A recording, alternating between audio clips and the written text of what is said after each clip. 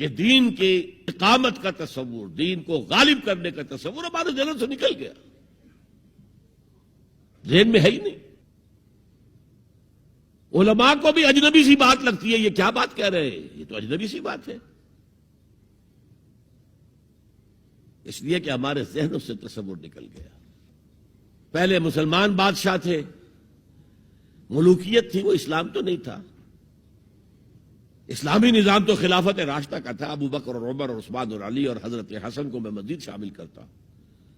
تب 30 برس بنتے ہیں جو حضور نے فرمایا تھا کہ یہ 30 برس خلافت رہے گی۔ بعد میں تو ملوکیت آ گئی، یہ بنو امیہ کے بادشاہ تھے، چاہے خلفاء اپنے آپ کو کہلوائیں۔ بنو عباس تو بڑے بادشاہ تھے، شہنشاہ تھے، بڑے محل بنائے تھے، اور یہی حال پھر جن کو ہم کہہ دیتے ہیں عثمانی خلفاء، یعنی ترک بادشاہ اور شہنشاہ، ان کا بھی حال یہی تھا۔ اسلام کہاں؟ اس کے بعد آ گئے انگریز۔ انگریز نے کہا قانون ہمارا ہوگا، کرمنل لا ہمارا ہوگا، CRPC ہماری ہوگی، سول لا ہمارا ہوگا، نظام ہمارا ہوگا۔ ہاں نماز پڑھ سکتے ہو، روزہ رکھ سکتے ہو، ہمیں کوئی تمہارے مذہب سے کوئی دشمنی نہیں، بلکہ انگریز نے تو بڑی رعایت کی تھی۔ اس نے کہا تھا تم اپنے فیملی لاز بھی اپنی مرضی سے جیسے چاہو طے کرو۔ آج مسلمان ممالک میں سے بھی اکثر نے اپنے فیملی لاز چھوڑ کر یورپ کے فیملی لاز اختیار کر لیے، اور پہلی مرتبہ یہ کام کیا تھا ترک نے،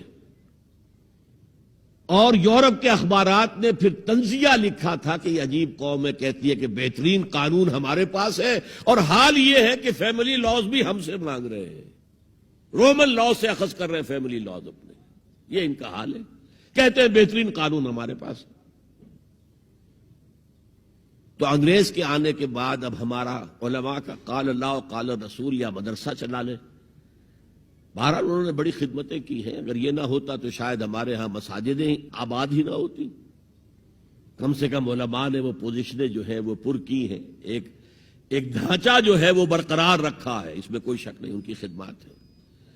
لیکن انگریز نے تو جو بھی تھا صرف اتنی آزادی دی تھی، اسی کو ہم ذہناً ریکنسائل کر چکے ہیں، بس اسلام یہی ہے نہیں۔ اور آج میں آپ کو بتا دوں، امریکہ اور انگلینڈ خاص طور پر، اور بقیہ عیسائی مملکتیں بھی بالعموم، اسلام کے خلاف جو جنگ جاری کر رہے ہیں اور تیزی کے ساتھ یہ بڑھے گی، اس کا بھی معاملہ یہ ہے کہ مذہب کی حیثیت سے اسلام کے خلاف ان کی کوئی جنگ نہیں۔ جب بش کہتا ہے کہ ہم تو اسلام کے خلاف نہیں، صحیح کہتا ہے، سچ کہتا ہے، وہ یہ کہہ سکتے ہیں you have come here, you have purchased churches and synagogues and converted into mosques, did we object?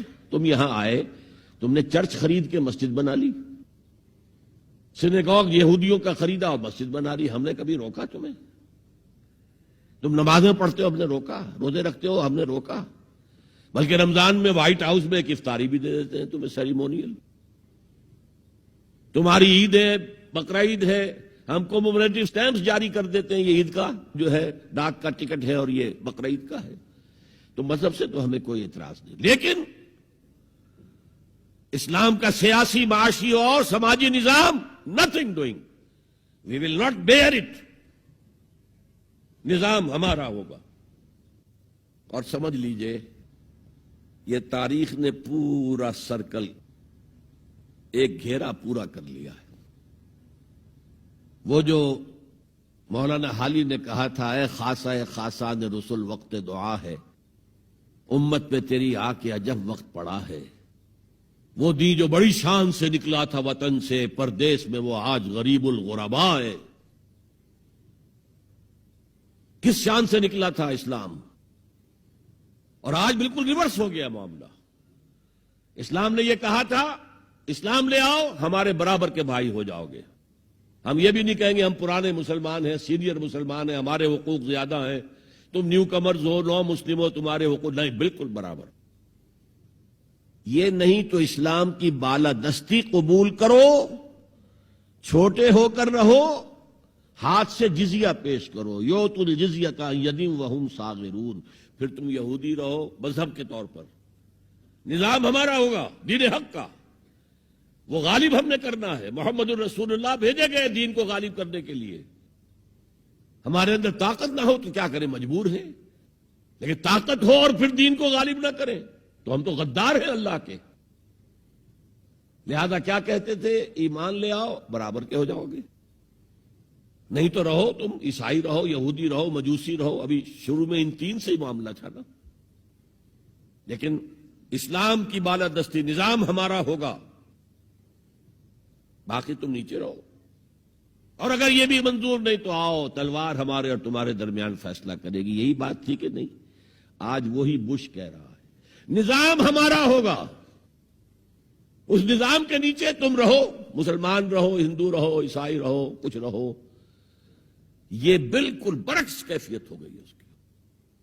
تو آج کا مسلمان جو ہے ان چیزوں سے اس لیے ذہناً غافل ہے کہ حضور کی اتنی تاکیدی حدیث، انی آمرکم بخمس اللہ امرنی بہن بالجماعت والسمع والطاعت والہجرت والجہاد فی سبیل اللہ، کبھی ممبر سے نہ سنائی گئی، نہ کبھی سنی گئی.